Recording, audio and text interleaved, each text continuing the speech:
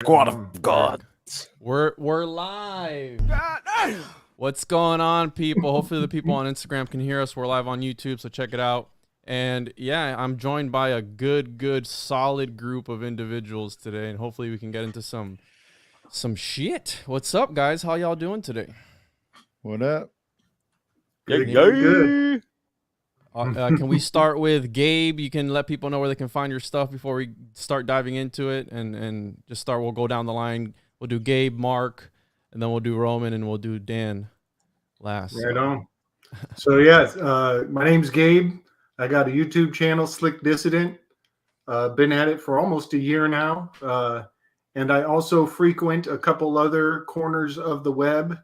Interverse podcast with Chance Garton. That's one of my favorite spots. And every Saturday night, I go live with the Weaving Spiders Welcome Crew, which is where I'll be bouncing right over from here over to there. So if anybody wants to follow me, come join the party. We go all night. I just started my coffee because we go all night long. 5 hours of just weaving all through the evening. So that's where you'll find me. Mark, can you let people, I mean, I don't think I've done enough podcasts with you, Mark, but can you let people know where they can find your stuff? Not enough. You're right. Not enough, we need right? to do more. Hey, everybody. Dan, Roman, Gabe, it's a pleasure to be here with all of you again. We've done podcasts together on the My Family Thinks I'm Crazy podcast, as well as a bunch of different others. So it's a pleasure to be here. Juan and I have a new show going on, and if people aren't familiar, I have another awesome show called Your Handbook for the Apocalypse, which is going to be recorded tomorrow. So I'm excited about that. Nice. Roman? Yo, what up? It's the homie Romy. I was going to record outside this evening, and then it started raining out of nowhere. And as a horticulturalist by profession and living at the place where I work, I check the weather frequently, and this hit me like a shit brick. So I'm sitting under the patio. You guys might hear a little trickle, a little pitter patter. But yeah, man, I got Rising from the Ashes. I got my boy Dan. We started the show. It's almost been a year, and it's been the greatest year of my entire fucking life. Yeah. And Dan? I mean, Yeah, right on. On the same podcast, right? Yeah, I'm Dan Unaki Dan. I'm from Rising from the Ashes as well. And we're just here to chew bubblegum and kick ass. So let's go. We're all we're all out of bubblegum. So I got yeah. bubblegum. I just want to kick ass and chew bubblegum at the same time. Can I do that? Easy enough. Yeah. Give me 1 second. Multitasking. Turn Multi-ass. up Multitasking. Multi-assing. Gabe, I saw you put up a new on video, here. dude. 2 new videos. That was the one about the seeing eye of providence. Yes. Yeah, that was today. I think I put that out yesterday. Yeah. Oh, that's shit. That's kind of a weird one. You know, I don't do entire videos on Twilight speak or, you know, the language behind the words, but I figured maybe I should put like a few examples out there all together. And so, yeah, that one was an interesting one. The what is the Central Intelligence Agency actually saying? And why is it that people just blow it off? As soon as you mention the CIA, people just, you know, they go into suspended disbelief. And that's just an interesting pattern, how dismissive people are of such an influential agency.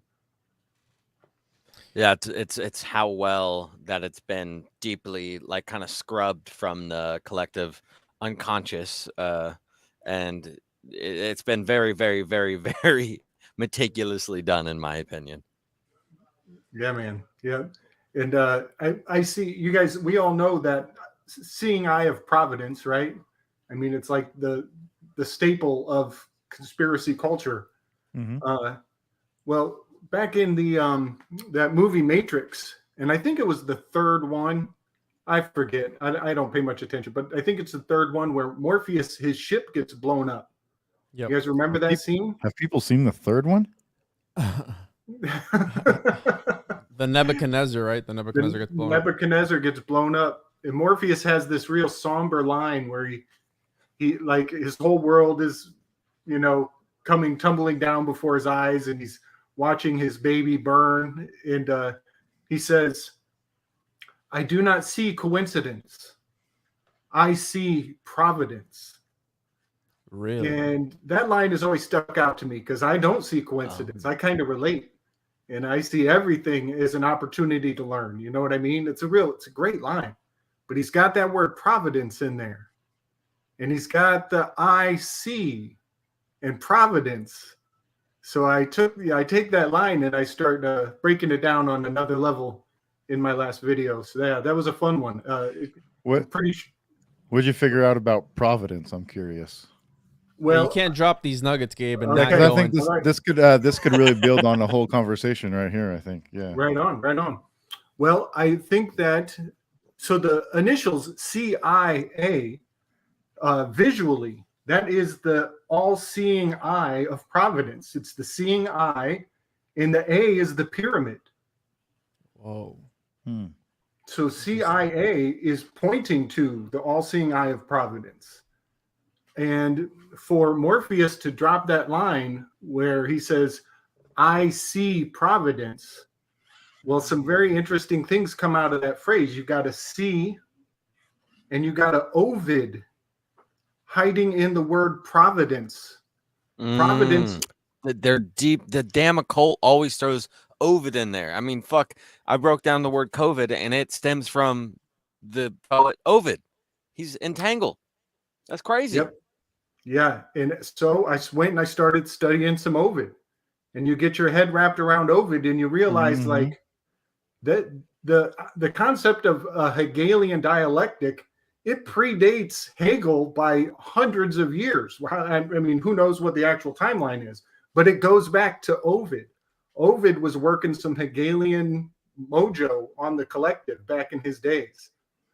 And a lot of what Ovid was doing right at the precipice of the fall of Rome, in the time that they knew that Rome was going to fall anyways, Ovid was just putting hay on the camel's back, straw on the camel's back, because it was inevitable it was going to happen.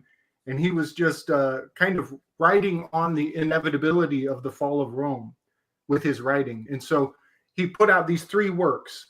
So Metamorphosis is the best one. I'll just start there. Metamorphosis is the most prolific. Most people have read Metamorphosis. And he's basically taking the mythology of the heavens and the dynamics of the sky clock and using it as ingredients to build mythology that is still part of our stories and our movies that people consume today. Those are the ingredients. That's the ingredient list. Comes from Ovid's Metamorphosis. But there's 3 other works that he put out. And this is really interesting to me. He put out a book on how to fall in love called Amor. And then he put out a book on Eres Amor, which is mistakes in love or misadventures of love. And so first everybody starts hooking up. It's also has a lot of erotica built into his writing. So everybody's hooking up. And then he puts out another book that is like kind of about how to hook up with more than one person. If you got somebody on the side, how do you work that angle? And so the next thing you know, he's put forward the problem is love. And the reaction is how to get around with other lovers. And so now there's all this familiar conflict. People are having sex with too many people. People got too many side pieces going around. And then after a long period where Rome is like the families are really starting to break apart, they needed to come to him for the answer, for the solution, the third Hegelian component. And that was the remedy for love, amoris remedia. And that's just nefarious as fuck if you think about that the cure for love, Well, that sounds a lot like social distancing to me. You know, trying to cure love, like love is the problem. And so it turns out that erosion of the foundation of society today is reflected very powerfully in Ovid's original works. And when I said I did a show where I was like working with somebody that was trying to break down words. I was like, what can we find about the occult word of COVID? How is it occult? It's literally see Ovid. It's telling us to go look at Ovid's poems. See Ovid. And you said the CIA. What you the see fuck? Yeah, you know, like deeply. That's some he's been coming up like crazy. And it's like, what is up with these and the obsession with the occult and the ancient Greece and Greek, you know, and that whole paradigm is foolproof, no doubt, in my opinion. Like, that's some crazy shit, Gabe. Good job. I was bud. actually watching Mud Fossil University and on YouTube, and he was talking about Ovid. And it was kind of the first time that I heard about him, but he was talking about stones not being stones, but being petrified bones and shit. Yeah, man. The chat said interesting. we still out here laying pipe. So yeah, and Gabe, you know, I don't think that you're alluding to the idea that these elites are putting esoteric shit into everything that we consume and all. They would never do that. And I think it's important, right? Because Dan said, who's seen the third Matrix movie? Symbols are the language of the soul. I say this shit all the time because all these movies and all these things that they put in, they know that they have esoteric and occult themes in them. And there's a reason why they put it. It's a neurolinguistic programming that they put out there. And again, it's out there for those that want to be able to understand it. And if you don't, then you might not be as awakened as you should be, right? To these ideas. And that's why it's important to study. Look at that. You see, they put all this shit right there. There's even a pyramid. It's even on a pyramid kombucha, there. dude. On not even kombucha is safe from this shit, guys. What is going on? Illuminati confirmed. You know, and that's what we talk about, right? And I love all this stuff because, again, it does relate back to the ancients. It relates back to what these guys were talking about, that there were next level. All these mystics of back then, there were next level. And it's only, right, the alchemist's cave is replaced with the four walls. Again, modern times. I believe podcasters are alchemists that use words to transform the ideas of others. 100%. We're speaking this shit into the universe and talking about and bringing awareness, because how many people would have connected all that Ovid shit? Not a lot of people. But for people like us, we know that this is a cult. You know what I mean? We also need to be careful of what we talk about because we are putting things into the universe too. So yes, certain things that you talk about, you can bring into the future. So you have to walk a very fine line. That's why it's called spelling. You're casting spells. So yes, the law of attraction. Be 100% careful with what you put out there, and that's why I'm careful about saying certain things in certain ways, because I do believe in that manifestation aspect of it. Not that it's going to happen immediately, but if you have enough collective consciousness where this is what we've seen these last 2 years, this collective of people, this fear mongering of people, a majority of people, because not everybody subscribed to the idea, but as long as you get the same people on this resonance, right, this frequency, because back to Nikola Tesla, what did he say? If you were able to understand what vibrations and frequencies, you'll be able to unlock the universe, the secrets of the universe. There's a reason that he said that, because again, he was so ahead of his time, right? And here Gabe is breaking this shit down. Understand the micro, you can understand the macro. Exactly. That's what the ancients were all about. If you understood, is this a tutorial, Mark, on how to roll a blunt? Yeah, I thought you guys might like to see what I'm doing. That's all. I'm listening. Hey, don't let this derail the show. I'm just giving the visual listeners a little treat. Education. You gotta have the angles, baby. Yeah, that's right. The angles. That's right. Awesome. And again, back to the topic at hand, right? The frequencies, these resonance, and I know that Roman is balls deep right now. How many books did you buy this week, Roman? How much money you spend on books a week, bro? I actually, I'm really more good than at he spends on this thrifting, fucking podcast. Oh my god, I knew he was gonna say some shit like that. The books are for the podcast. it Roman's hence. taking a page from my book, so to speak. Yeah. I like it, That's Roman. right. Let's build this I'm gonna have- library up. I'm the East Coast library. You're the West Coast library. Let's build it up. I got a fat library, I think that's a great idea. I think we could create some sort of alt media united book share club or something where we're, kind of getting down like that, because, Fahrenheit 411 happened in the Ovid situation, scandal, pandemic. Like they started buying up a lot of really small bookstores and libraries and so on and so forth. So books are available. They're not available, right? You can get them online. But anyways, thrift books, ABC or A books. Man, I did buy a lot though, and like my other book wish list is like about $350 of a bunch of goodness. Bro, just I got get this Scribe, dog. Huh? No, I mean I will, but I'll also have the books as well on top of that. This one is the most fascinating one I've gotten recently. It's called The Mystery of the Cathedrals by Fulcanelli, which like super ties in. Fulcanelli. He's actually it's a pseudonym because they don't know who Fulcanelli is, but he's one of the most famous. Oh, nice. See, that's the alchemical revival right there. That one goes deep into all of these alchemists, famous from the like the late 1900s or late 1800s. These French people were on some next level occult shit back then, right? You got, I believe Eliphas Levi was also an occultist that inspired a lot of people, right? Helena Blavatsky inspired Manly P. Hall. Manly P. Hall inspired, all these other people. And you have Aleister Cuckley in there too in the mix, where he was the one that took a lot of these ideas and ran with it. Cuckley, bro, fuck that guy. Is that where cuckold comes from? Yeah, that's right. I was just coloring in a little picture of Cuckley last night, bro. Illuminati confirmed. That little cuck.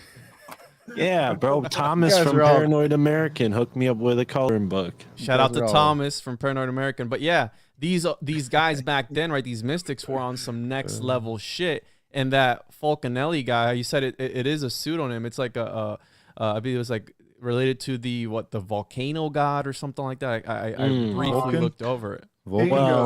Bingo. Vulcan. Yeah, you have something on that, don't you, Gabe? Where you talked about how the gods back then were attributed to volcanoes, which we can see that. I mean, sulfur. Yeah, exactly. The shit, right? Yes. So it's just beautiful that it's Fulcanelli. In the Marx version was that, what was it? The alchemical mystery revealed. Revival. Alchemical revival.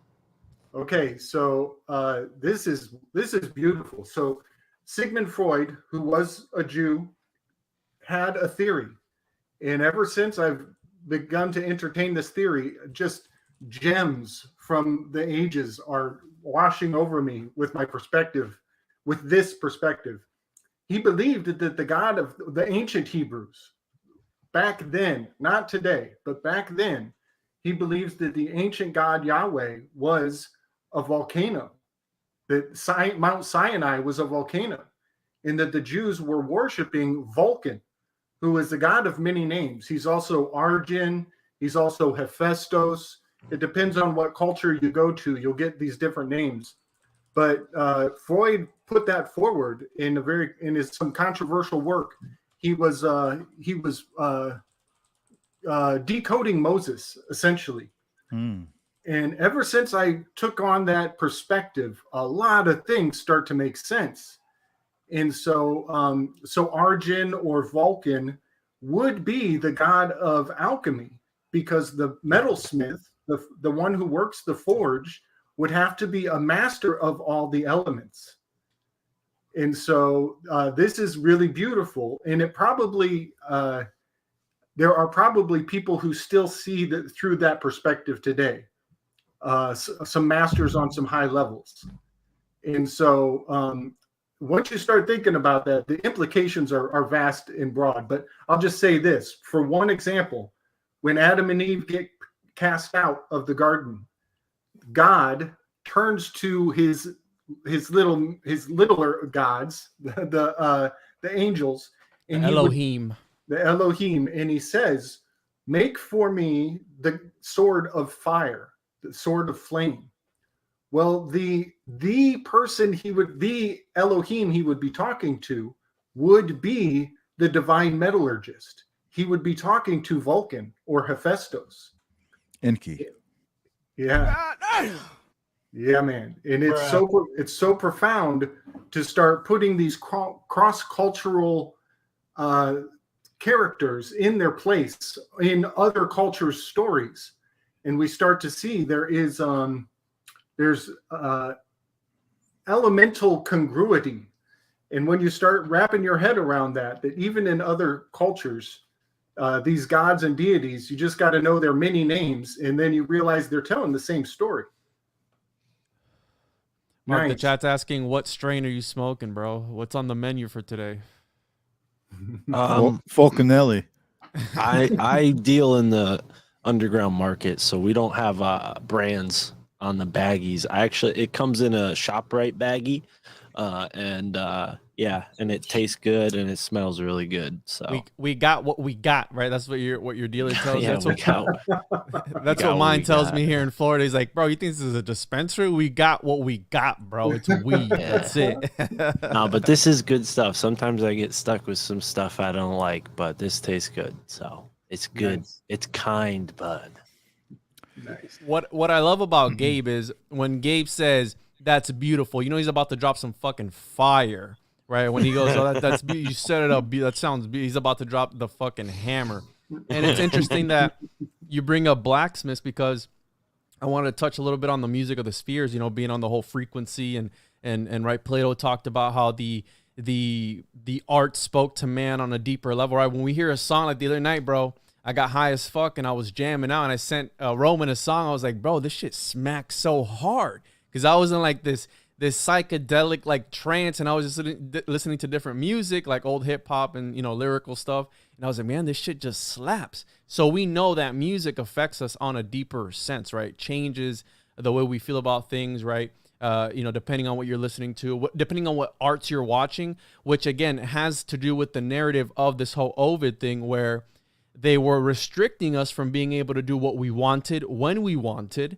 right? Separate this you said social distancing away from our loved ones. You're not able to go to parties. You're not able to do anything, right? This whole narrative is crumbled, but Pythagoras came up with the theory of octaves and intervals and all this stuff after, supposedly the story goes, that he was walking by a blacksmithing shop, and depending on how the hammer was striking the metal, it would make a different sound depending on the size of the hammer. So again, mathematically, right, we know that Pythagoras affected the way we look at the quadrivium today, right? From the music theory and all this shit, he came up with this shit, right? And he understood that every single orbit of every planet has a certain frequency and a note.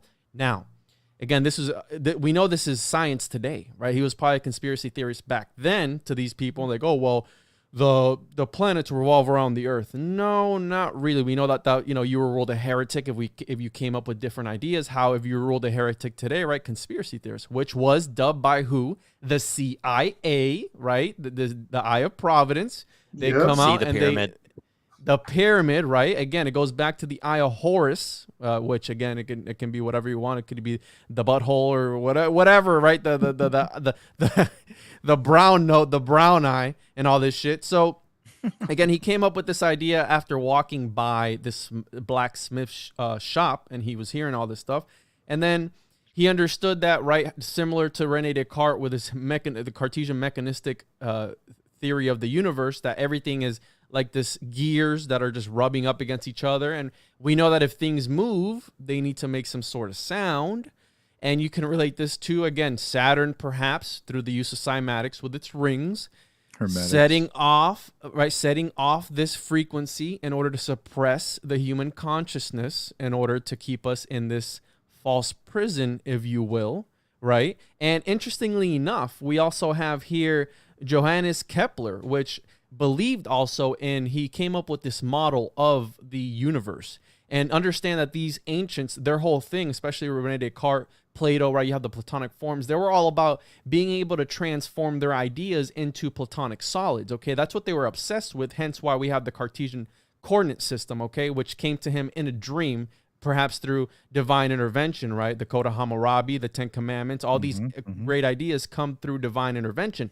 Now, Johannes Kepler came up with this, a famous mathematician, again, that he was the one that is attributed to the planets revolving in an ellipse, okay? He came up with this idea.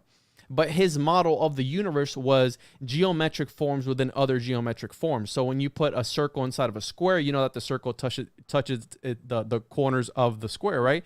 So his idea was just putting a bunch of different pieces together in this cube, right? It's in a fucking cube. The universe itself was a cube in a cup. Again, the cube symbolism. And when he did that, I'm trying to find here. Yes, he came up with, later on through this whole work, he understood that there was harmonics, right? It's all about harmony, right? Through the music of spheres, this harmony that comes together. The universe is harmonious. It's divine, right? And if the universe is divine, the macrocosm is divine. That's why the ancients wanted to understand the anatomy of man. Because it was... Somebody said, I smoke crack and listen to Third Eye Blind. Okay. So he understood that. Thanks for joining us. I know this is out of your... a little bit out of your field, but thanks for joining us today. So he came up with this idea of the harmonics, right, between all the different planets. Now, he was able to transcribe, right, these musical notes that the planets were putting out. Again, this is in the year 1500, okay? And he put them on, like music sheets. And he had people play the music. But it sounded fucking horrible. So then he came up with the idea and said, well, to us, maybe it sounds horrible, but maybe to the inhabitants of these different celestial bodies, it sounds like a music, right? And he also, mind you, this is also a guy who believed that there were fiery beings on the sun, okay? So perhaps he was the original one to come up with this. Right, so we have the fucking, cantina, right? This cosmic, right? H.P. Lovecraft, this cosmic sound that we don't know about. They were playing it, and maybe to our human ears, it sounds like shit, but maybe to the aliens, it sounded fucking great.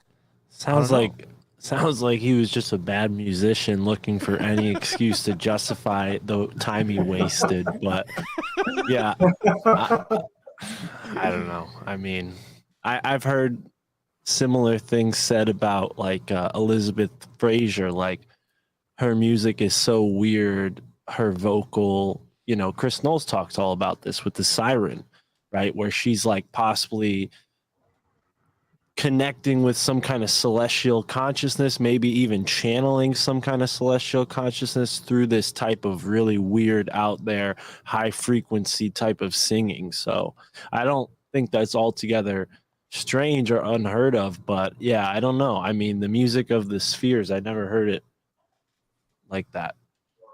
Well, this was Johannes Kepler, which was inspired by Pythagoras being in the year 500 or so, and this is later on, 1,000 years later, okay? So again, my whole thing is, why are we using the shit that the ancients were talking about, 1,500 years ago, and using it today and implementing it in today's society? And that's where the occult comes in. These esoteric symbols come in, where the elites, the lizards, they know about this shit, right? They know about all these effects that they had on it. But it's crazy to me that these people back then were so ahead of their time, coming up with these ideas and being able to understand. Man. Yeah, you have right Atlantis as well, right? The Atlanteans, where I don't really like Atlantis all too much. I'm more of the Tartaria. Right, and if Tartaria was Atlantis, that's a whole other ordeal. But you got to understand that, again, there's more evidence of Tartaria, I think, than there is of like flat Earth or some shit. I like, that's why I like it so much, because there is evidence. Why'd you look like that, Mark? You just like Tartaria just started.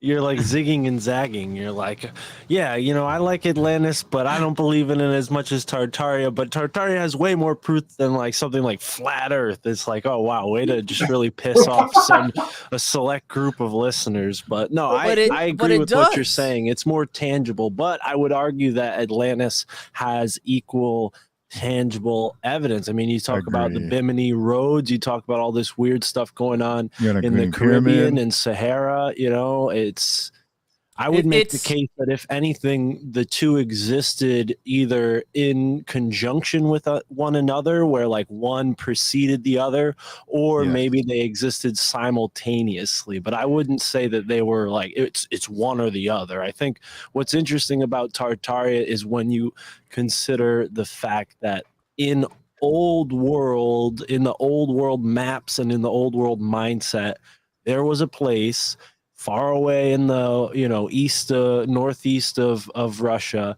called Tartaria, and that place most likely stretched across the Pacific into North America. And if we're talking about a lower level of ocean, we're probably talking about islands in the Pacific Ocean, like triple, double, quadruple what we have now. I mean, Hawaii is what it is because it's supposed to be like this huge mountain, right? I mean, that's what the people who live in Hawaii talk about is how they're living on this giant mountain that was flooded. But yeah, I think that it's way more complicated than one or the other. I know you agree with that, Juan. I was just poking fun at you. Yeah, no, you're good. I think that maybe perhaps Atlantis is, again, like Shambhala, this place of higher consciousness, right? Maybe not a physical place. Again, given the circumstances and the evidence that we have when you available. consider how, and this is my theory, something not my own theory, but this is something I've kind of stuck with for a while, is that just like our consciousness is clearly, we'll say, evolving, for lack of a better term, over time, we understand that humanity as a species has gone through a much, much larger span of evolution than what we're told. That's what I think is so interesting about all of these ancient cultures and all the speculations we can make about them. We need to really realize that the lies come from them wanting us to feel like we're insignificant. We've only been here for a few thousand years, so it's okay to make mistakes. No. We've been here for much, much longer than we're told, and I think that's basically what we're all here for, right? Yeah, I would like to add that Roman and I are going to be going into Tartaria and Atlantis all this month in March. So check out Rising from the Ashes for that, because we're going to get deep into that. And I would agree with Mark where I think Tartaria is the after effect of Atlantis. After the collapse of Atlantis, Tartaria was kind of the after civilization that existed, that had all the knowledge from Atlantis, that kind of was able to go around and do these spectacular things and teach people and whatnot. Fuck my idea, guys. Fuck it. Just shit all over. Hey, I'm not shitting on it, man. We're just No, it's all love. And hey, I'm up there with you guys as well, right? Some potpourri around it, I think that the fucking earth is hollow, okay? And you brought up that Dong Nong, I think it's Dong Nong Cave in Vietnam. That's how you say it. One of the people in the chat right now is in Vietnam right now, and he was the one that introduced me to that cave. Oh, shout out to our listeners in Vietnam. How do we say hello in Vietnamese? He taught me, and I completely forgot. Ghost, can you put how to say hi in Vietnamese, bro? So, Darren Kuyu. Xin chào. Sing chow or something. Can you guys see the screen share I'm doing? Yeah. Oh, okay. I just wanted to try to. For those that don't know about that cave, there is literally a whole ecosystem within that cave. Underground, there are rivers and all this shit, and you're able to camp out inside of it. But there's like a freaking 5-year wait, because when he showed me, I was like, man, I want to go there and do that shit. Yeah, right there. Look at that. Look at the tent. Look how small that is, bro. Look at that. Stop. That's small. Wow. I mean, it's big, but that's small. Yeah, that's wild. Again, that these people, the idea that there's people living within the earth, I don't think that's too far fetched. We have Darren Kuyu, and you have all these different places where there's underground cities. I think that's also something to take into consideration. Bigfoot living in mountains. I think Bigfoot is interdimensional, bro. Look at this. Look at Roman, this cave. This is wow. I asked this to Roman the other day, is because when we look at mountains, we kind of think that they're solid, but what if they're actually mostly hollow inside? We wouldn't know, right?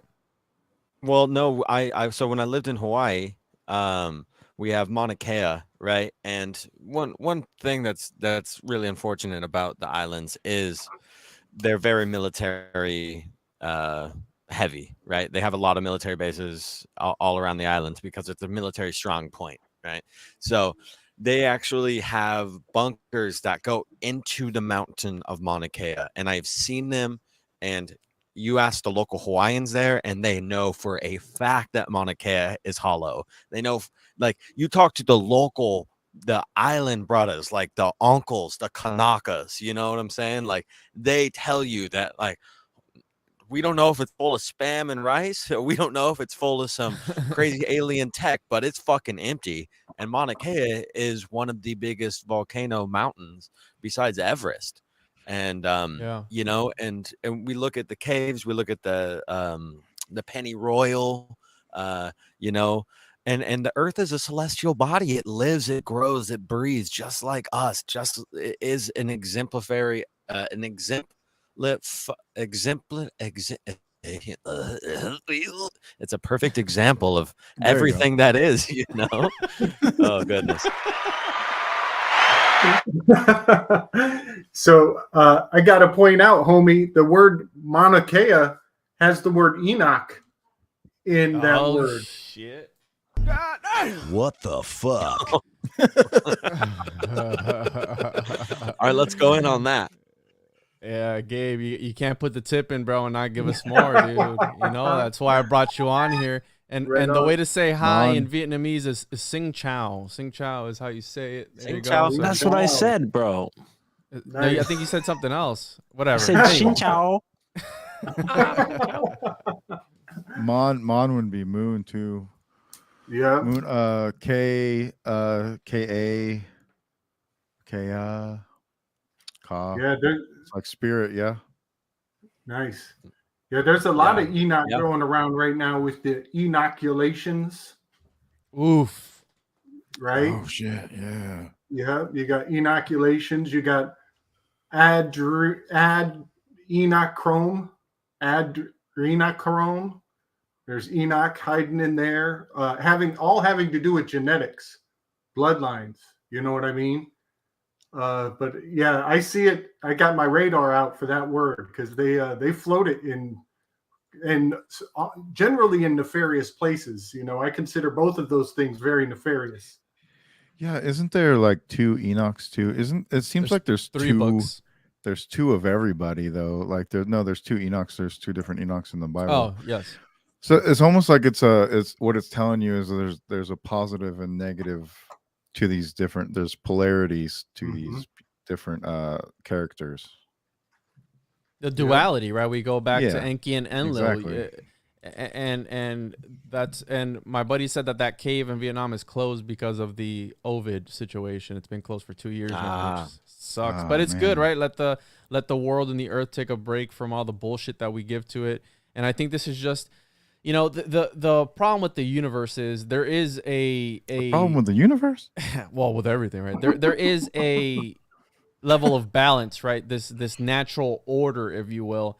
But when you have things like this that could potentially have, I mean, it was a conspiracy 2 years ago, but it's reality now that it was man-made, right? I don't know where that falls into it. If it's part of the timeline, perhaps we know that time is everything that's happened in time has already existed. So maybe this was part of that timeline, or they, you know, kind of rushed it into fruition, or like whatever it may be. But I do think that the world itself, right, being a living, breathing organism, has these mechanisms put into place to be able to protect itself. You know what I mean? Nice.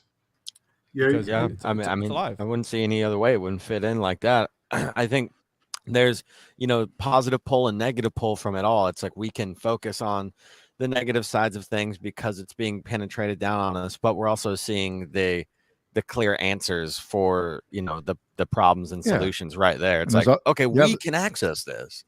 there's also been a lot of positive effects from the Ovid situation as well. So Right? true. Yep. We can see a lot more people coming together.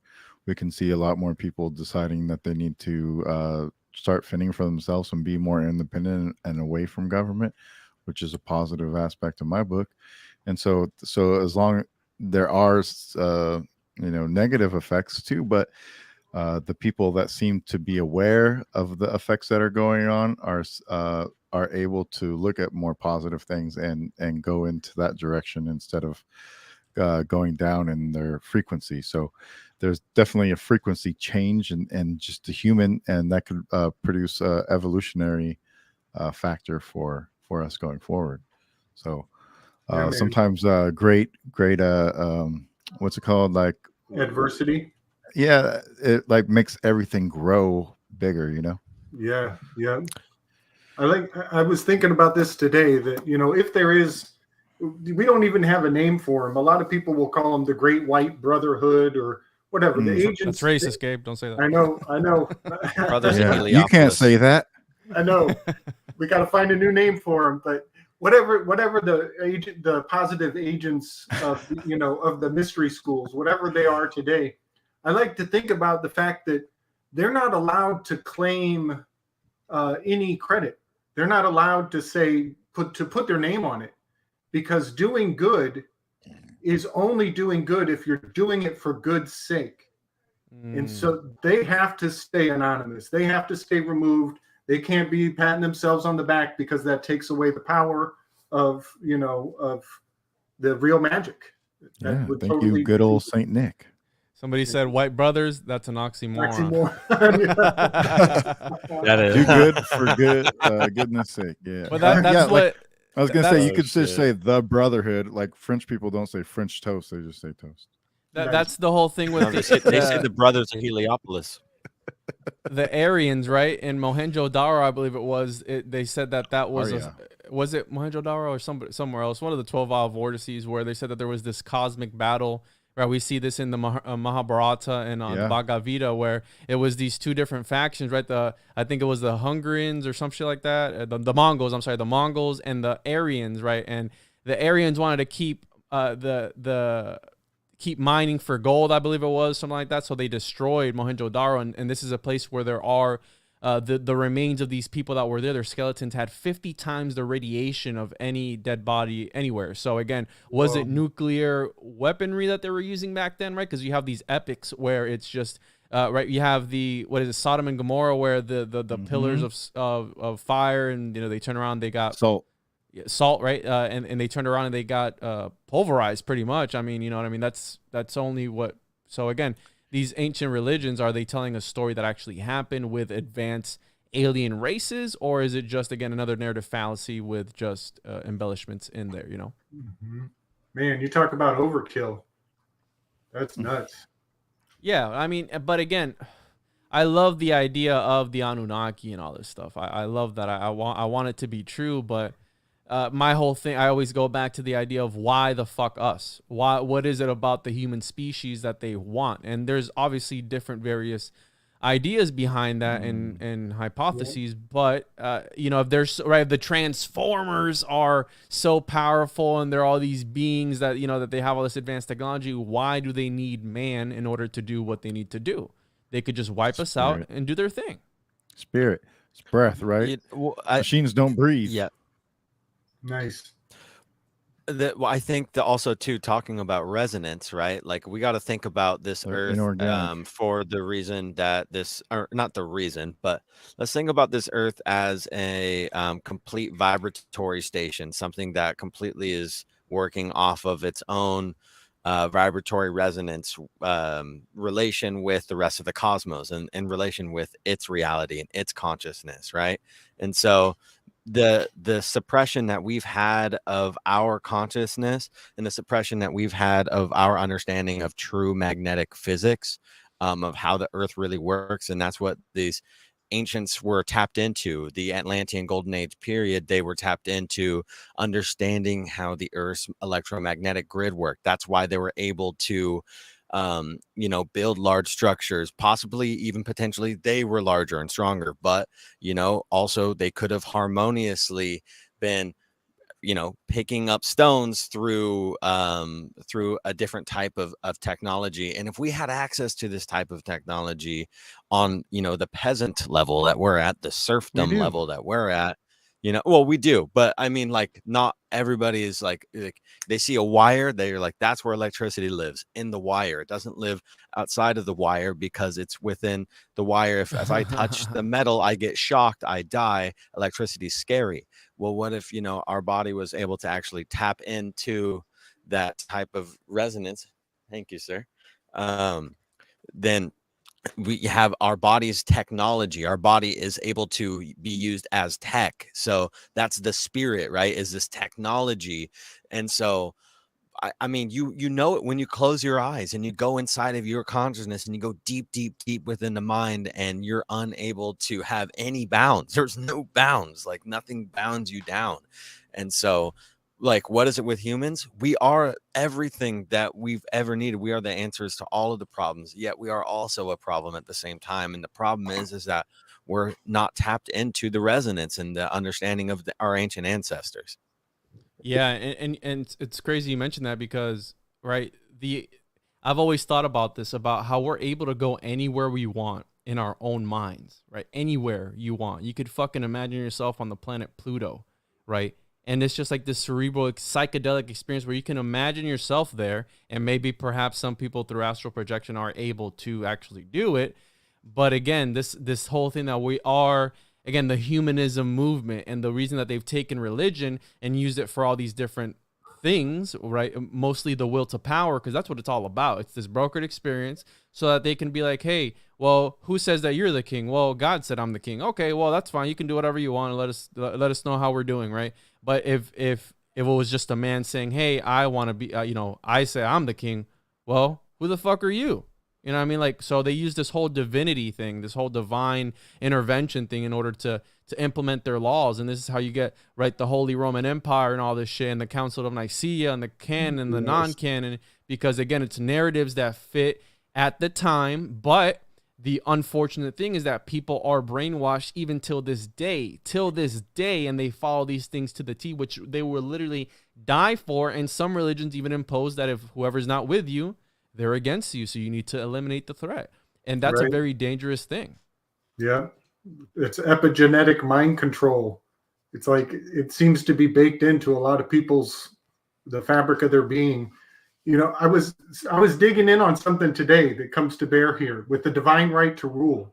And I got a million books to read before I really know what I'm talking about, but I'll just share with you guys what I discovered today. It was in my video yesterday. It was pointing out how the word Marvel Avengers sure has a lot of ingredients to the word Merovingians. Oh, shit. What the fuck? Illuminati confirmed. Dropping the hammer again, using the neurolinguistic programming. The Merovingians. The Merovingians. Yeah, so I started digging in on it. And it has a lot of roots in the Priory of Zion and the old. Essentially, the Merovingians called themselves the King of Franks, but that's a little bit deceiving to the modern cultural perspective, because this comes from the times when most of Europe was under the same kingship. So France and Germany was one and the same under these guys. And so I did some research today, and I found some really interesting things about these Merovingians. That they, unlike the Saxons, the Anglo-Saxons, they did not claim to have a god giving them divine right to rule. They were not related to some divine being. However, very similar to the Anglo-Saxons in the divine right to rule, they do claim that one of their matriarchs was raped by a sea monster. What? I know. And so this means they're not saying that they're high and mighty and that they should be running the shit because their grandma's got raped by Zeus. They're not saying that. They're saying their grandma got raped by Neptune or some demon from the abyss, some Cthulhu shit. Oh, that's how you get Dagon, right? You have the hat that these guys wear, right? It's like this little fish head, right? All that's mixed in, right? Even H.P. Lovecraft talked about that, where Dagon, the Phoenicians worship Dagon. Okay, this is a real entity. You have the Nomos, right? These fish-headed people that came out of the ocean, and they showed man the secrets of agriculture, perhaps even black magic. We have that in the book of Genesis when the Elohim, the Atlanteans. That sounds like the fall of Atlantis, dude. Yeah, that raped sounds by like Neptune is like, yeah, wow. Yeah. So now the question comes to me, and I'm sure this has been pondered and processed by greater minds than myself by far. But the question is, if I'm an old peasant from back in the day and I got to choose between the Anglo-Saxons who say that their king comes from the bloodline of Zeus or some god, Odin, whatever, or these guys who say that their grandma got raped by a sea monster, I'm going with Zeus. I'm going with the high, I'm going to try to take that high road. I'm going to put my allegiances to the high and mighty, because the Merovingians are claiming to be from the underworld, and this is where there is cultural flip-flop going on. In some cultures, they believe that heaven is down below. And in other cultures, they think good is above. And it's kind of a Shambhala, dude. Yeah. There's a lot to think about. The Gnostics believe this is hell, right? The demiurge imprisoned us in hell. And through gnosis, through sacred knowledge, you're able to ascend into the upper eons, into the upper eons, right? Into this higher level of consciousness where everything is metaphysical and it's just purely a conscious world rather than right? They say that being a human is the hardest experience that you can go through. We're light beings. We're humans being, right? We're humans being in this experience that we call life. And it's just, again, Be in. Yeah, be in, right? Be So in. exactly, Good. be in. Yeah. So Okay, let me say this. Okay, I just had this thought. What if higher consciousness and the the being, this Shambhala, this talk of inner earth, why would up be heaven? Because it's farther away from this. What if inside, closer to the heart of the earth and to the consciousness of the earth and the body of it, maybe potentially like there's such a strong resonance that is ascension, is to go deeper in, to find these deeper realms and more magnetic and more energy, source energy from our source, our planet, as opposed to as outer. above, so below, though, bro. As above, so below. But it's the Force, right? The Jedi and the Sith. It depends on what you want to use that Force for. The spear of destiny, and depending on what hands you put it in, it depends the outcome of it. So yeah, you could look at it from both ways. And I know that last time we talked about the North Star, how they talk about how it's a portal, right? Isn't the downward view of the globe the UN's logo, right? From the north, right? Bingo. The top down, right? Again, this is the reason why these people use these things and these symbols, because they know, are they Freemasons? Are they Illuminati? Illuminati confirmed. Are they whatever the fuck Atlanteans? they are? Atlanteans, Tartarians, whatever they are. Again, they're using this symbolism and they put it out there in order to, hey, we're repping this shit. Either you get it or you don't. It's a big club and you ain't part of it. You know what I mean? So the word north is an anagram for throne. So phonetically. What the fuck? Oh my fucking God, you sneaky son of a bitch. Right. So to claim that north is to stake your claim on the whole planet. And also, I'll point. This is some of the gems from the past week with Mario Garza, bringing in some high wisdom. I can't wait to see him on your show. It's going to be awesome. Shout out to Mario from what's his channel name? I forgot. Symbolic Studies. Symbolic Studies. Shout out to Mario. Yeah, man. I don't want to give away all the secrets before he even gets here, but man, he is full of some great stuff. He's talking about how 7 is such a symbolic number in so many ways, which we were touching on last week. We kind of brought this forward. So one thing he pointed out is how both of the bear stars, Ursa Major and Ursa Minor, the two bear stars, they are both configured with 7 stars. So there's a 7 and a 7 going on with that bear star. And just skipping over many wonderful things that can bring to deeper understanding of. But I will point out that the word bar is it's an initiation point. It's a barrier. It's a beginning. It's a threshold. And one Bar? of many. Did you say bar? B-A-R. Okay. Yep. Barbarians. Yes, and one of many proofs of this is the fact that the very first sound in the Torah is Barashit. It's the beginning, is the bara.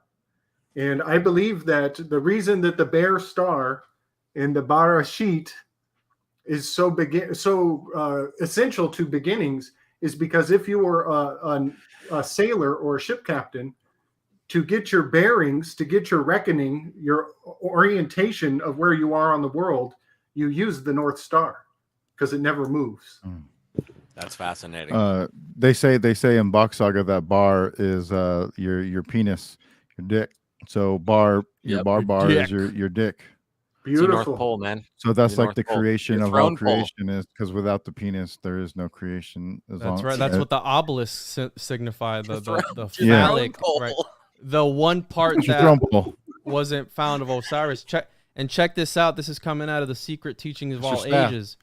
We're going to be talking about the tetractys, right, and the dots within that. When you break it down, the remaining 7 dots are the colors of the spectrum and the notes of the musical scale.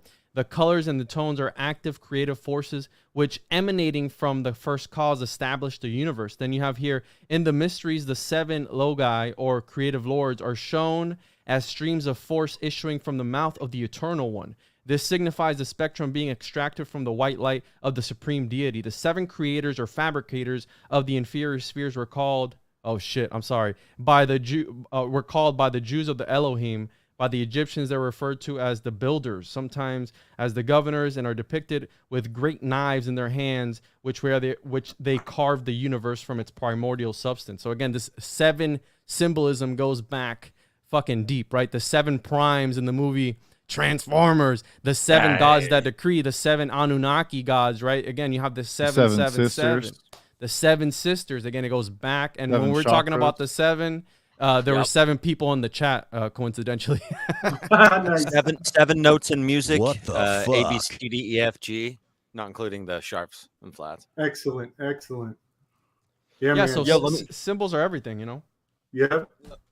So Let me read you guys'. Oh, go ahead. Sorry. Well, just another quick aspect of the 7. There's 7 candles on the standard menorah.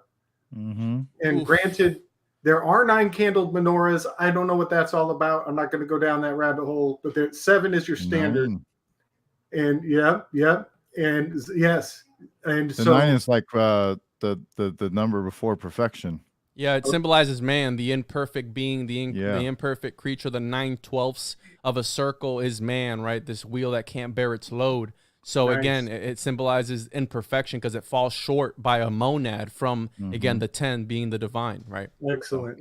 In 7 can you add 1 to 1, 2, and 3, and 4 up to 7? You get 28, reduces to a 1. So it has a beautiful simplicity of completion. But I'll just point this out. This is a real fun rabbit hole. Everybody should go check out UBTV. He's got some work in his early videos about America is Egypt. And to be even more accurate is to say this land were the extended territories of Egypt. So that the throne of Egypt was in that country we know today. Ooh. I would say like to be more accurate, that Yeah. America was the extended throne of Atlantis, and Egypt was the afterthought of that. Nice. And, What the fuck? Excellent. Yes, excellent Yeah. breakdown. So Because I just listened to Ignatius Donnelly's antediluvian Atlantis, and he was talking a lot of stuff about America and how people were here in America and South America. And it seemed to be part of the Atlantean culture. And once the flood happened, they escaped and they went to Egypt. And that's why Thoth was known as Thoth the Atlantean, because he came there from Atlantis to re-civilize the land that was Egypt after the fact. I dig it. So one of the proofs that UBTV puts forward, and I just can't get enough of this. It's so precious. He talks about how Ezekiel 11:15 talks about the Nile River having 7 rivers branching off of it. That's not a thing in Egypt. The Nile that we know of does not have no 7 rivers branching off of it. But guess what does? The Mississippi Mississippi. has 7 rivers branching Oh shit! off of it. What the fuck? Yeah, buddy. Dropping the hammer on these fools, bro. That's Yeah, man. wild.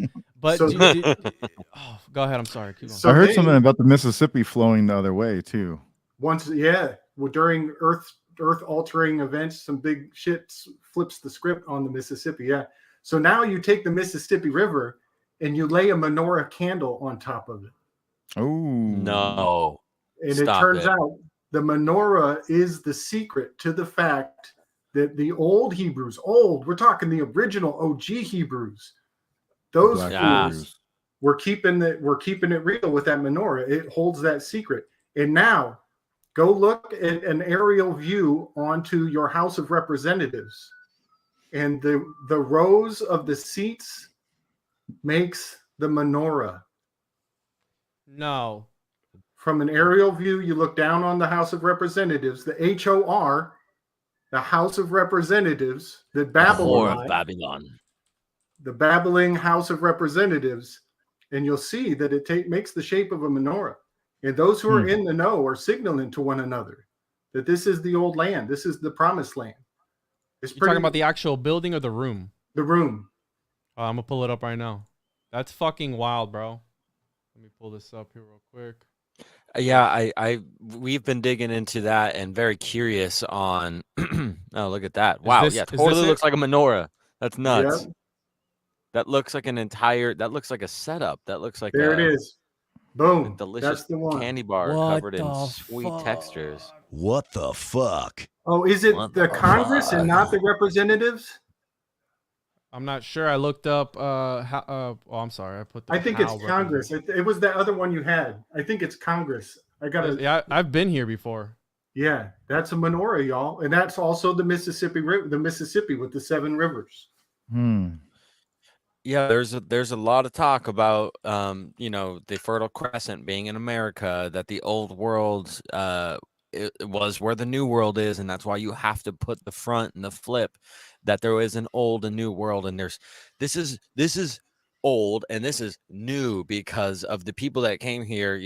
It's they discovered it, and they're the 4 frontiers, as opposed to this land being older and more architecturally older, and or at least the same age, not even necessarily like why would one land have less history than the other, but some, I mean, Graham Hancock goes to say that America was covered in ice, so there is that mainstream narrative too, that could be why. But but that's also the northern part and middle part of America where all the flatness is, so they still could have been on the coastlines and in the lower parts, because there is pyramids in Georgia, Right? Yeah, and even hieroglyphs found in the I've seen the Scott Walter thing, and he believed that the Mayan blue color that came from South America actually, or from Mexico, came from maybe an area in Georgia is where they were able to get the blue dye to dye their skin blue.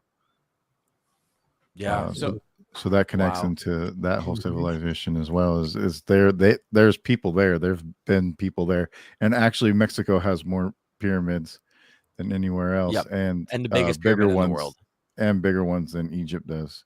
So it could have been that this was the land of Atlantis before, and then they started to spread out all over the place. Yeah, man. So if you take the land masses and if you put if you jam Africa into the Gulf of Mexico enough, then the Mississippi River and the Nile actually they're on the same parallel almost. What the fuck? 37th parallel, Gabe? No, they're like on the 20, almost the 30th, somewhere right around 29 or 30 is where they Cairo, Memphis, Memphis, Tennessee. Yeah, Memphis, Tennessee. Yep, is on the Mississippi. So you would, if you put the 2 rivers together, you'd have 2 Memphises, you'd have 2 Cairos. There's a Cairo, Illinois. Whoa! They're not even hiding that shit, bro. They're not Duality, even hiding that shit. polarity. Dude. They're a mirror of each other, and they share the same parallel there, right at that 30 mark. The 3, the sacred 3. Holy shit, I didn't even put that, because they do name different places with other names. And I'm like, why is there a Miami, Michigan, right? Like, what the fuck is all that about? Or Miami, California, whatever it is. And I'm like, again, because there's, right, with words, there are, one word can have two meanings. So again, there's, right, as above, so below, all this reflection of each other and all this shit. That's wild. Yeah. And so, Yo, can I read you guys this script from this book before it gets too dark and I cannot see the pages? Oh yeah. Yeah, I love your voice, Roman. Go ahead, bro. This shit blew. Wait, what'd you say, motherfucker? That I love your voice. Go ahead, bro. Okay. Go ahead and read it before it gets too dark. It's too dark. Okay, so this book, Mystery of the Cathedrals by Fulcanelli, this blew my mind, and the resonant architecture work that I'm working on, this totally kind of like puts a lot of things in perspective to me. So check this out. Some insightful and less superficial authors, struck by the similarity between Gothic and Gothique, thought that there should be a close relationship between Gothic art and Gothic art. Now, do you guys know what Gothic is? Goetic? Bapho-wet? Goetic. That's those are the seals of Solomon. Yeah, man. God of Mendes, bro. It's black magic, right? And Gothic is meant to be understood as old Germanic, right? So that's what they think these Gothic architectures are. But the Gothic is magical art, right? And that's an old word, and that's exactly what these are. That's exactly That's exactly what the cathedrals are. Is they're resonant and they're magic. They're Goetic. They're Gothic. They're Gothic, and so to put the word Gothic on it. Yeah. All right. It comes from the word goat. Nice. Yeah. Goat. Yeah. Straight up. That's Baffin had all day. There's a goat land, and the goats, the Gothics are the people from the goat land, Gotland. Whoa. Exactly. All right. And so for us, Gothic art is only a spelling distortion of the word argotique, whose assonance is perfect in accordance with the phonetic law that governs. In all languages, and without talking to an account spelling, the traditional cabal, C-A-B-A-L, the traditional cabal, the cathedral is a work of Gothic art, or argot. The cathedral is a work of Gothic art, or argot, that is slang. However, the dictionary defines argot as a language particular to all individuals who have an interest in communicating their thoughts to each other without being understood by those around them.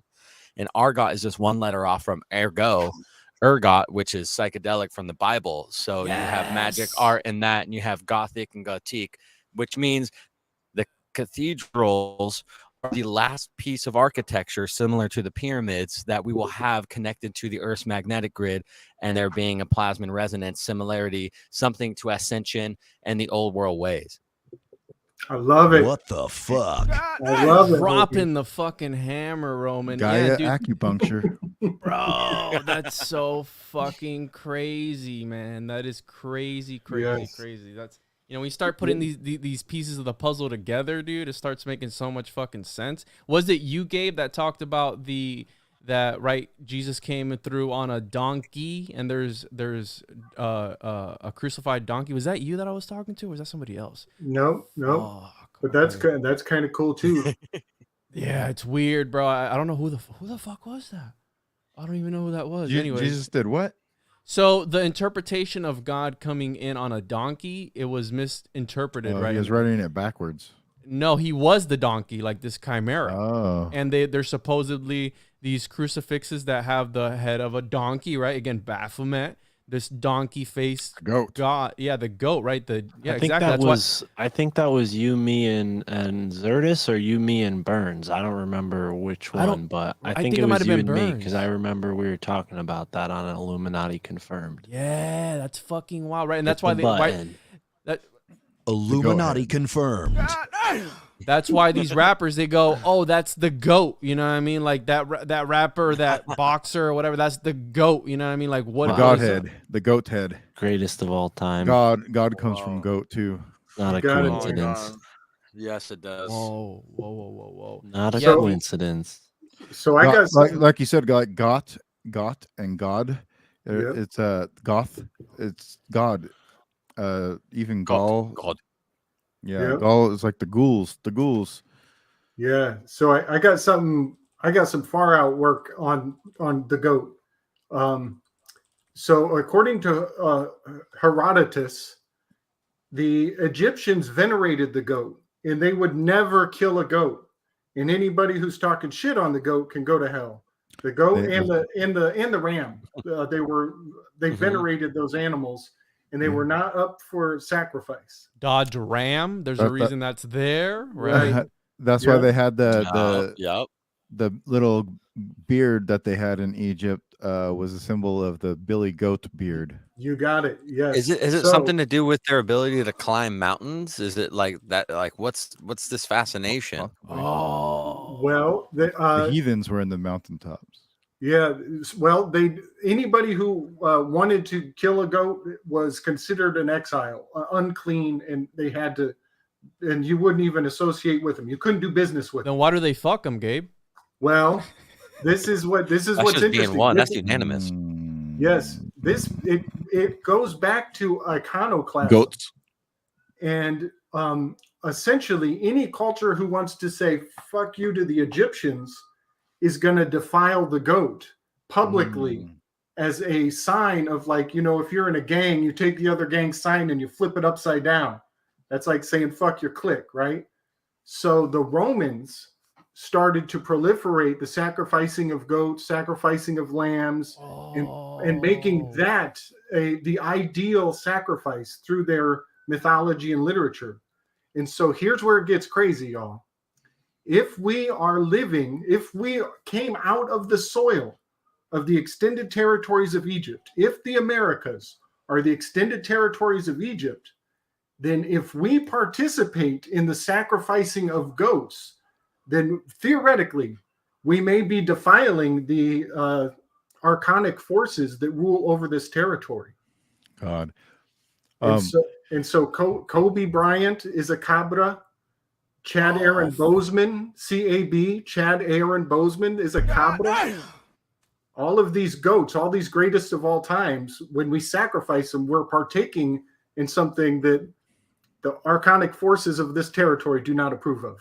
What the fuck? Illuminati confirmed. Does that mean we're taking bets on Brady now? Didn't the Rams win the Super Bowl too? The Yeah, Rams.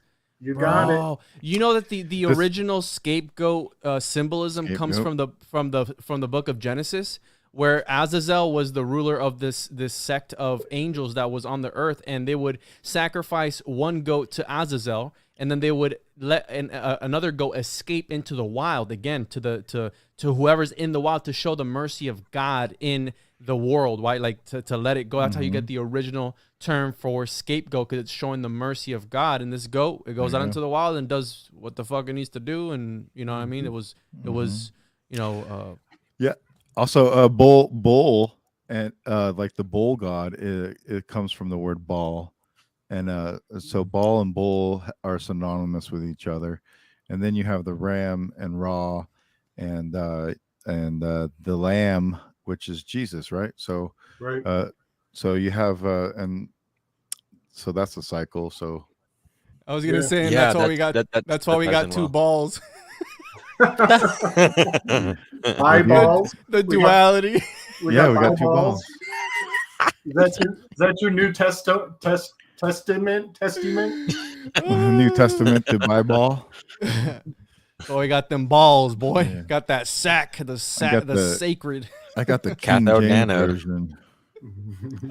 Oh shit! Holy You got the throne pole right there next to your cathode nano. It's a whole lot of physics going on down there, boys. Yeah, exactly. You got the obelisk, and then you got the two whatever those things are, and then that's why it looks like a brain sometimes, right? Right? That's what the totem pole is. As right?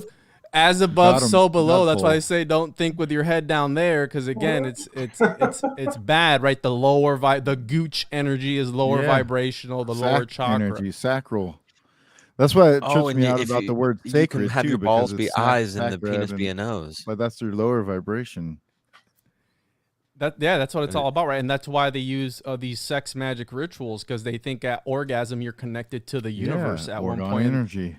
Yes, bro. Yes. Dude, okay, can I tell you guys something? this is something that ladies have gotten mad at me for, and this is something Uh-oh. I've had to deal with. Yes, go Because ahead, I'm share it with lucky. everybody. Because I'm lucky enough to be at home in my body and at home and with being content with being myself. Sometimes when I've orgasmed, I will see things, or like I will Dead like people? kind of like step out of my The body, and I'll Illuminati be like, confirmed.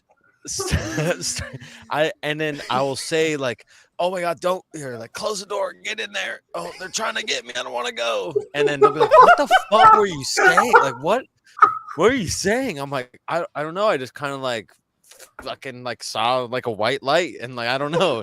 They're like, why aren't you being present with me? I need you to be present. And like I get fucking yelled at for having an orgasm and experiencing like extra dimensional shit. And it's, you know, so I totally think that's real. Is that what it means to be enlightened, bro? Like, what the fuck is Enlightened, wrong with yeah. you, dog? Wow. What? Oh, No, you're jealous. All right. That's like You need to get Edgar that Kundalini Casey. energy. You're like the Edward Casey of porn. Roman's got that divine seed, man.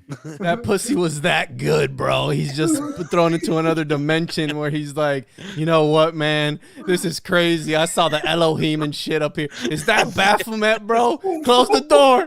Close the door. Go back.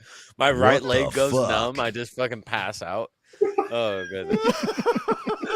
Oh shit! I gotta start losing some clothes. This is getting sexy. Woo! There we go. Woo! Hey, baby. I was not planning for that to go there, but hey, Roman, that was fucking phenomenal, bro. That was Roman's sex hour with Roman, the homie Romy. He's sharing the secrets of the universe, and that's what it's all about. Make sure that when you orgasm, you say a prayer or some shit, something until you manifest it. Yup. Think about that. That is Well, we were mentioning the love universe, earlier, right? right? And having multiple partners and this you know, the polygamy and all this stuff, right? So again, this is why in the Satanic Sabbath, incest is a thing, right? It's the inversion of a Eucharist. So again, this whole thing, and it's fucked up, right? That's a whole fucked up situation. But that's, you know, sex is a part of the divine, right? This is what it's all about. And I think that's why it's been dogmatized as well and perverted, right? With certain ideologies that are going around in the world right now, not to throw shade at anybody, but you know what I'm getting at. well, the first law of God was to be fruitful and multiply, right? Yes, right, and that's what they all did, right? It was Adam and Eve, and then they had sons, and then what happened? How'd they get more people? They fucked each other. You know what I mean? It was all incest. We all had, was it Not Abraham? He's incest, but well, if you fuck your sister, what is that? I mean, that's it's hard times, bro. Hard times. Our bodies are machines, right? Our bodies are resonant architecture. Our bodies are perfect, you know, symbols of energy. So when we get to bring it together with another one of the other gender, I mean, it could be the same gender, obviously. Bapho-wet. Bapho-wet. Thomas, Bapho-wet, my boy. baby. What up is down. Let's go. Damn, Roman, you got us all Bapho-wet. Shout out to Kyle from the Big Dumb Podcast. What's up, Kyle? How you doing, bro? Kyle, man, you need to be here, my brother. What's good? What fuck was I saying? Anyways, you know, resonating Nobody with knows. another a being can just, all it does is it up the God energy, and it ups the Yeah. contact energy, and it's meant to be. It's supposed to happen. The cathode, the anode, you know, the positive, the negative, to complete the circuit in order to transcend and ascend and understand more about, you know, everything in reality. You know, there needs to be that contact within yourself, also connecting the full circuit understanding of ourselves inside, and then as above so below, you know, inside out, hermetic law. You need to have the Polarity. you need The to pole have and the the hole. polarity exactly on the outside as well as within. So it's all very important to choose your partners wisely, because they will help you ascend to the next level of understanding.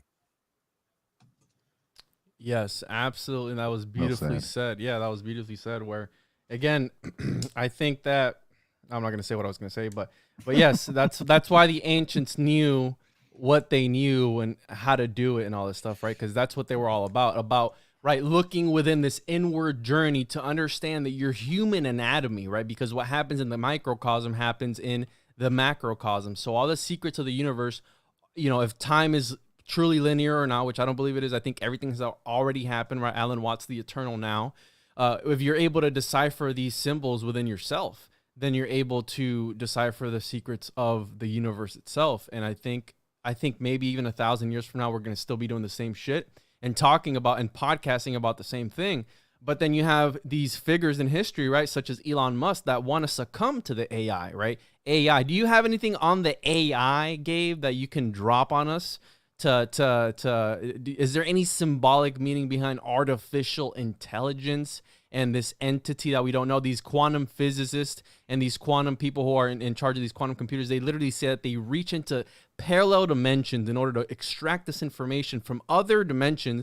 And at the same time, hey, don't worry, we open up portals for some sort of Cthulhu-like entities to come through, which they don't care about you, but they're just going to be here because of us doing this stuff. So is there anything there, Gabe, about the AI? Because I know you sent me an email the other day and you put AI, and I didn't ask you about it, but can you drop the hammer on us?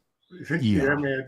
Well, the AI, we kind of touched on this. That's the all-seeing eye on top of that A, on top of the pyramid. It's been here for a long time, and it's Holy all part shit. of it. It's part of the long game program for sure. Go ahead, Dan. And A is the first letter. Yeah, I would say that that God is the ancient AI, and the AI, you could say it as EA. EA. Yeah. So, quite a few things come to mind. For one, there is a way when you list all of the vowels, A, E, I, O, U, I believe you say them in reverse and you get Yahweh. Oh my God, bro. Right. What the fuck? Did you know that the Gnostics also, there were certain vowels? There's the book of literally, this is a book that they wrote that we don't know what it was for, these incantations, and they understood that certain vowels were divine and other ones were not. I know what it's for. Speak it, baby. Go ahead. I've done it before. Actually, was just talking about it today. Nice. Because I was listening to Lighting the Void on Fringe FM. Homie Joe Roop and I were supposed to do a podcast tonight, but we rescheduled. And I was listening, studying up like I do. And he was talking about how Wim Hof at, or I guess Brandon Powell at Contact at the Cabin, the event that Gramerica put together, the Gramerica podcast. He was talking about this AIOU exercise, or AEIOU, right? And I told my girlfriend Tara, I was like, oh yeah, I used to do that when I was younger, around the time when I was like really just getting into smoking weed and meditating, and I was trying to find different like medicinal herbs that I could get, but I really didn't know anybody to get like the good stuff yet. So I was practicing these chants, these meditations. I would do like May, Thoth, but one of them that was really, I would call resonant and powerful was when you go through the vowels, AEIOU. And, you know, honestly, I've probably only talked about this a couple times on the show, but, you know, I had a moment where I lost vision from doing one of these chants, you know, and this like white light came over my consciousness, and it just, you know, ever since then I did feel like a new component to my voice. I felt a new component to how I spoke about these things, because for a while they were just curiosities and thoughts, but at that age I kind of made a turning point to where I could never shut up about this stuff, because I was just a full-fledged believer and really trying to get everybody to clean up their diet and all that stuff to experience this other level of consciousness. But I think there's something really magical about it. You know, they talk about Paleo Hebrew being kind of sounding like a baby language, but if you think about it, you know, these more ancient languages are based more around syllable or vowels. Sorry, thank you. Vowels. And that's, you know, I think that's telling, because our consciousness is vibrating on that as above, so below fractal nature.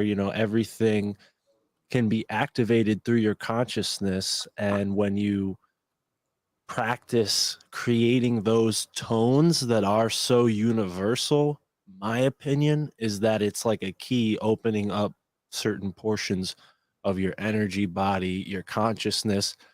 And then you're going to start to see those like qubits of information, as one of my past guests, Clutch, said. These qubits of information, they start like coming in and flowing through you.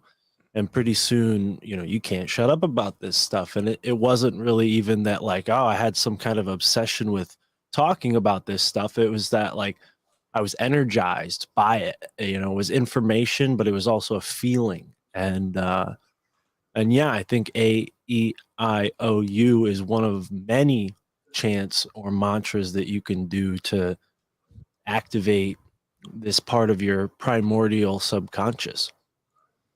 Yes, that was beautifully right, and that's why the Pythagoreans, they would talk and they would sing, right? They would sing, right? And they understood. There's stories that Pythagoras healed people with song, right? With, again, we're talking about frequencies, resonance, vibrations. And shout out to Lawrence Caruana. I've had him on the show before. The Gnostic Worldview. You have? Yeah, I love that guy, 10 dude. He's an or 9. amazing artist, bro. Yes, and he talks about the vocalizations, right? Again, and again, it's the gospel of the Egyptians.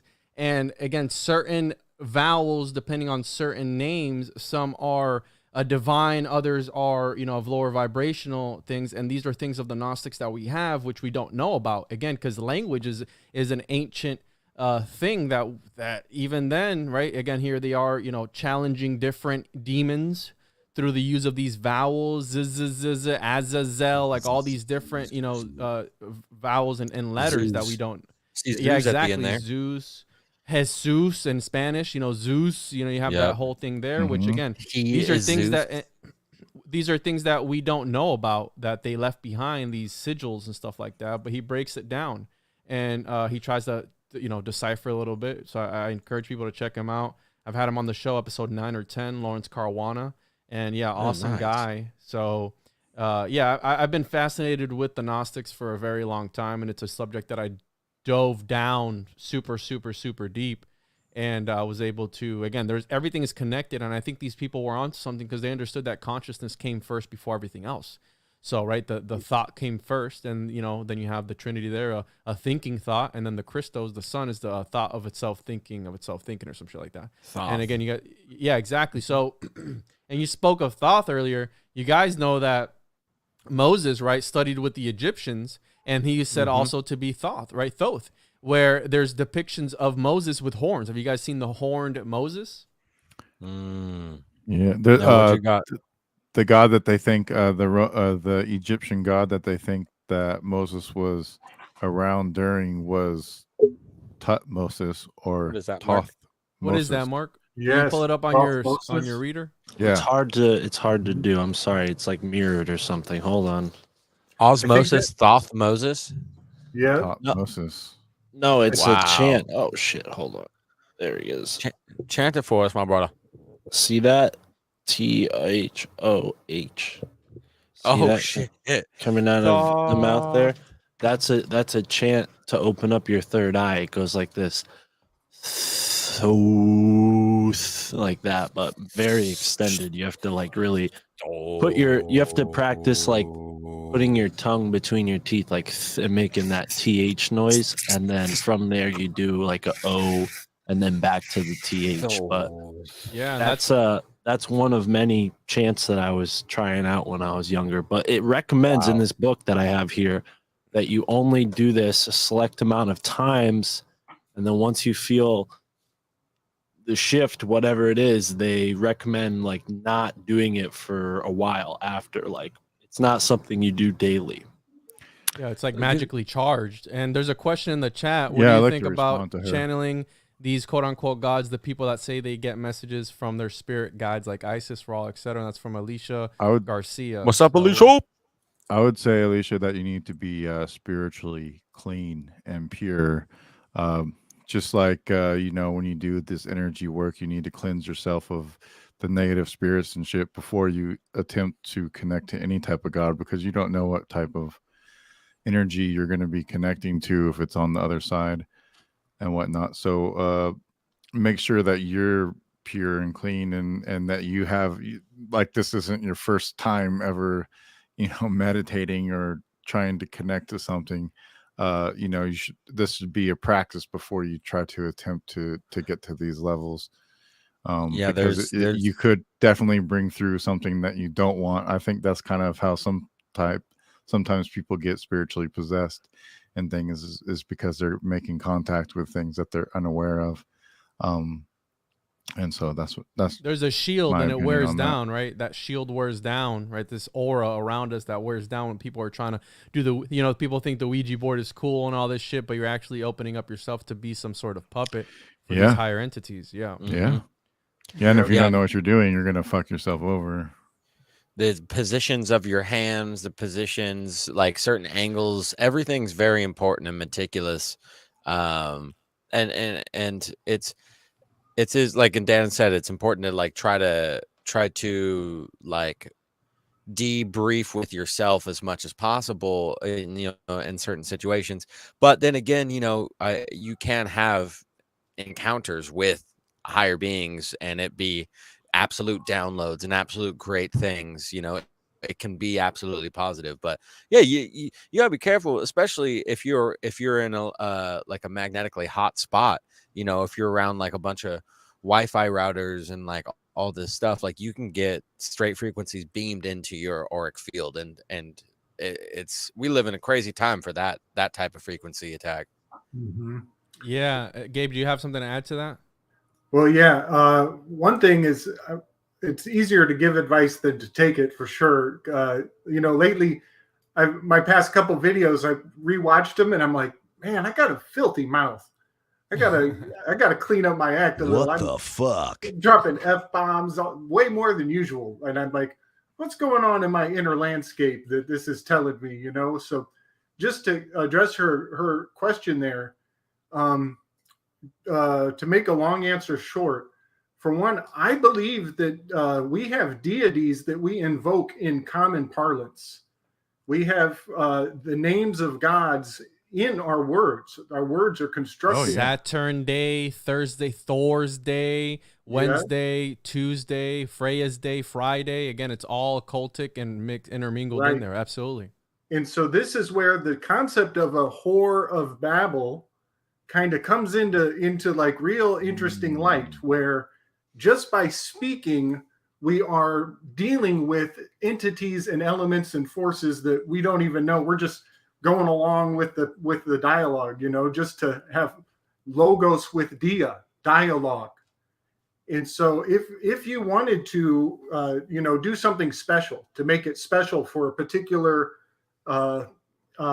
desire or want, or commune with a particular energy, I think a really good way to do that is a vow of silence for whatever time period you see fit or you can fit into your life, and to abstain and to go internal for a set period of time. And then when you come off of that fast, the first words you say for another set period of time, maybe for just the first 10 minutes, are a dialogue with your higher self. Have a come to Jesus kind of conversation with all of that energy you built up for that time period. That's a real quick, easy answer. Yeah. And I would say also in Wicca, there's certain scents and herbs and offerings that you can bring forward to channel the correct gods, also to make sure that you're channeling something that you want and not something that you don't. Excellent point. And to keep in mind that prayer is the most sacred form of magic. Now, we've taken this in from an egotistical point of view, and whenever we do pray, we always ask, please bless me, please bless my family, please give me this. But prayer is not supposed to be that, right? It's supposed to be this collective conscious where you're just dropping, a little quarter into the pond or into the bucket, whatever you may call it, and it's supposed to add up over time. But people have taken it and misconstrued it to ask these higher people for some divine intervention. And keep in mind, right, we have people like Moses who he was channeled the 10 Commandments. He was the first OG to tap into the cloud, if you will. Now, if the burning acacia tree, the acacia bush, right, was high in DMT, who the fuck knows if he was tripping his balls off and he wrote all this down in some sort of trance? That's also an argument as well. But keep in mind that we've done these quote unquote magical practices through language since the beginning of fucking time. Okay. And these are things that they put into the mainstream now, which a lot of people, oh, magic isn't real. I do think that life back then was like fucking Harry Potter. I do think, right, HP, that high priest, Helena Blavatsky, HP Blavatsky, all this shit, bro. Come on. You know what I mean? And somebody said, who do you think Biden is channeling? Obama. Obviously, Net Ghost.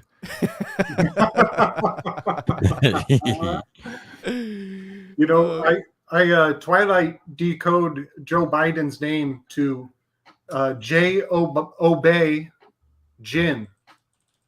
Joe Biden is J obeys the Jin, and Obama had obey in his name too. He was Obey and Ma. He was worshiping that math.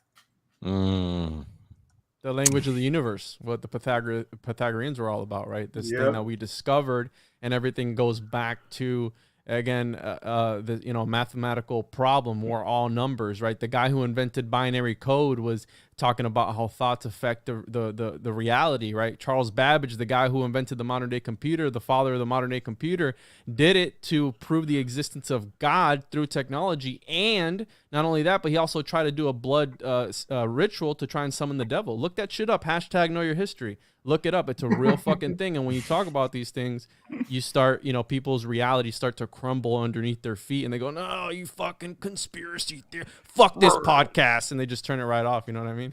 I can't handle reality or the truth. Goodness, girl. So Pythagoras, he had two circles of the initiated, and the outer circle were the mathematikoi, and they were the ones who worshiped the math. Yeah, and they had to be silent for 5 years too, Gabe. They had to take a vow of silence for 5 years in order to purify them. Because I'm on board with you, bro. I have a dirty fucking mouth, and I think that I listened to the first podcast I ever did in the first interview I ever did, and I remember I wasn't cursing at all. And then you look at my episodes now, and it's just like, what the fuck? Right. What the fuck? You know what I mean? Like, just over. But again, it's what I'm taking in, and who the fuck knows, right? I mean, So I'm of the belief, this is really far out stuff, and it'd be hard to pull the receipts on this, but I believe that the outer circle, and that's the beginning. That's if you're new, you go to the outer circle, and you're in the club, but you're not in the inner club. The outer circle, they worship numbers. That's why there is gematria on every dollar bill. Every dollar bill is a chance to be initiated, to realize that the letter code corresponds with the first number in the bar sequence on all your dollar bills. And that's an initiation opportunity to realize how there is a code, and it is important to the movers and shakers. Our social security number, Gabe, right? It's all linked back to that, right? We're just a number and just a wheel in this system of cogs and gears, right? Again, right? Yeah. So that's a point of initiation, is to realize that there is a numerical code behind the alphabet. That's why when Neo woke up, first thing he sees when he puts out the hand and says the magical N word, the first thing he sees is all is number, panta arithmos, all is number. But profane, the word profane means not inside the temple, those who are outside of the temple. And I believe that the mathematikoi, the outer circle, they were much like scapegoats or sacrificial barrier. They were proxy warriors. They were a shield. And to transcend that level, to go deeper into the temple, is to no longer be profane. And the inner circle, I forget what Pythagoras called the inner circle. It was something koi. It was another really cool Greek word. But yeah, those who are inside the circle, they go through whole nother levels of initiation to get to the inner circle. So when I say things like they worship numbers, like Obey Ma is Obama worshiping those numbers. That's the outer circle. He's not penetrated to the inner circle. He's not, there are 26 levels of security clearance above the president, So these A, B, guys C, are D, all E, F, G, H, I, J, K, L, M, N, O, P. 26. You got it. Yeah. So these guys are still profane, and that's why we're able to see them.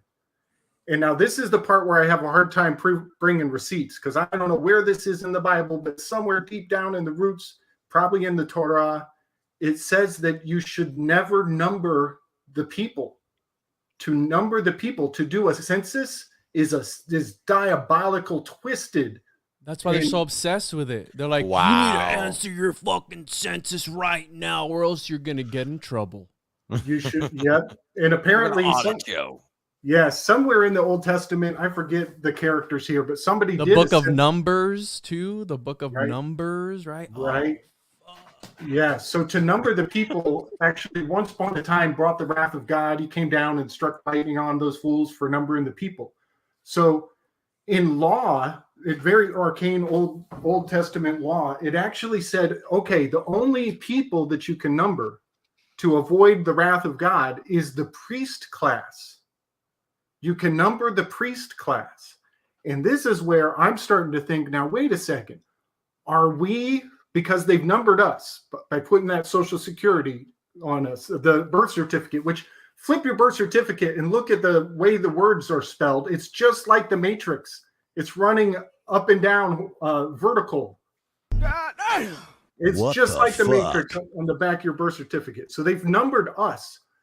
Are we now the profane who are initiated to the outer circle? Are we the priest class, the believers, whether we want to or not? Oh fuck! Just a thought. Just a Dude. thought. But the That fact makes that so much sense. they've numbered us, it means we've been initiated, and that's why they have to disclose things to us. That's why they have to tell us, these revelations, but they're all in code. It's all encoded. And so they think that we're in the group, and because we're not doing the legwork to read through the code, it doesn't mean you're not in the profane, the outer circle, outside of the temple. And there are deeper and deeper levels to penetrate to. Wow. That was fucking bananas. Again, this is why I tell people to be, weary of these symbols and understand it, right? And I'm not saying go down into some deep esoteric rabbit hole, because it will fuck with your mind. But again, if you're able to understand this on some sort of level, you won't be manipulated so Hold on. much. Did I hear that right? A deep esoteric rabbit hole? Where do you find those? A rabbit hole. Is that at the Illuminati confirmed Playboy Mansion or something? That's where Illuminati the confirmed. esoteric rabbit holes are. That's Yeah, right. Hey, that's my kind of spot, young bro. Yeah, man. those Playboy esoteric bunny. bitches, bro. Those That's crystal. You know what I mean? If Get up she in asks that you what grotto. time you were born, run away, bro. Run away. Oh goodness. Hey, Dan and I got to pop But it's off. for my chart. It's for my chart, unfortunately, though. because we are doing a roundtable wrap up for our Divine Feminine month.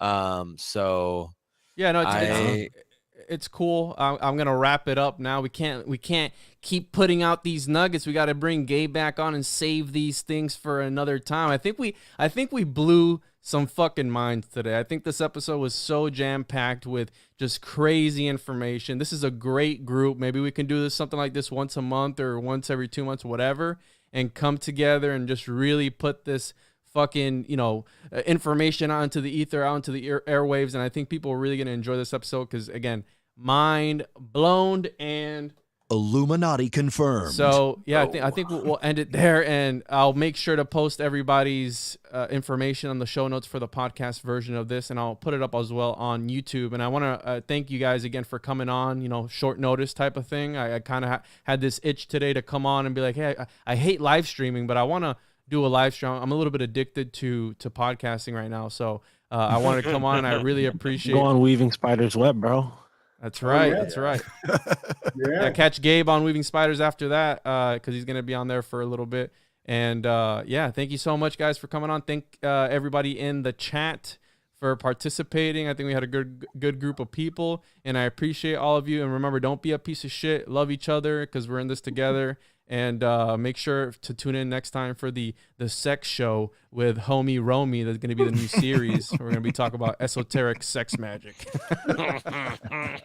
Blood sugar sex magic.